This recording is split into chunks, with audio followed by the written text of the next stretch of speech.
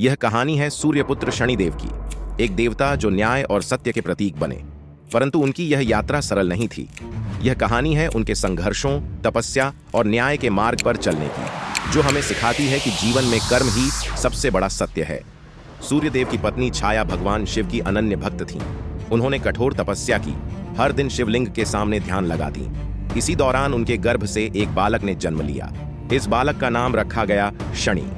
छाया ने भगवान शिव से प्रार्थना की कि उनके पुत्र को महादेव का आशीर्वाद मिले और वह संसार में न्याय और धर्म का पालन करे। लेकिन शनि के गहरे रंग ने सूर्यदेव को परेशान कर दिया। उन्होंने उसे अपना पुत्र मानने से इनकार कर दिया। यही शनि के जीवन की पहली परीक्षा थी। सूर्यदेव ने शनि को देखकर कहा, यह बालक मेरा नहीं हो सकता।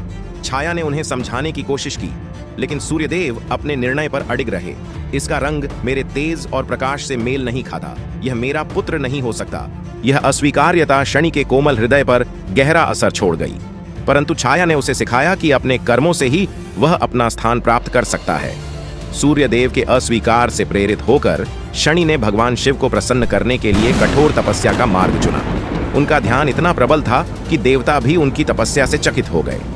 शनि ने अपनी तपस्या के दौरान भगवान शिव से प्रार्थना की कि उन्हें वह शक्ति मिले जिससे वह संसार में न्याय का पालन कर सके। उनकी प्रबल तपस्या के फलस्वरूप भगवान शिव प्रकट हुए। चारों ओर दिव्य प्रकाश फैल गया और शिव जी ने अपनी प्रसन्नता व्यक्त की। शिव जी ने शनि को वरदान दिया कि वे न्याय के देवता बनेंगे और उनकी दृष्टि से संसार के हर कर्म का न्याय होगा। यह क्षण शनि की तपस्या और शिव जी की कृपा का प्रतीक बन गया। शक्ति और अधिकार प्राप्त करने के बाद शनि अपने पिता सूर्यदेव के पास गए, लेकिन यह सामना बदले के लिए नहीं बल्कि न्याय के लिए था। शनि ने सूर्यदेव के समक्ष उपस्थित होकर कहा कि वह उन्हें उनके कर्मों का फल दिखाने आए हैं, लेकिन यह बदले की भावना से नहीं बल्कि न्याय के धर्म के अनुसार है। सूर्यदेव ने शनि की बात सुनकर अपनी गलती स्वीकार की और कहा कि शनि वास्तव में न्याय के देवता बनने के योग्य हैं। इस क्षण ने पिता और पुत्र के बीच एक महत्वपूर्ण मोड़ को दर्शाया। शनिदेव की दृष्टि इतनी शक्तिशाली थी कि देवता और मनुष्य दोनों उनके प्रभाव से भयभीत रहने लगे। लेकिन शनि ने सिखाया कि यह दृष्टि केवल उन्हें प्रभावित करती है जिन्होंने बुरे कर्म किए हों। शनि ने यह स्पष्ट किया कि संसार में कर्म ही सबसे बड़ा सत्य है।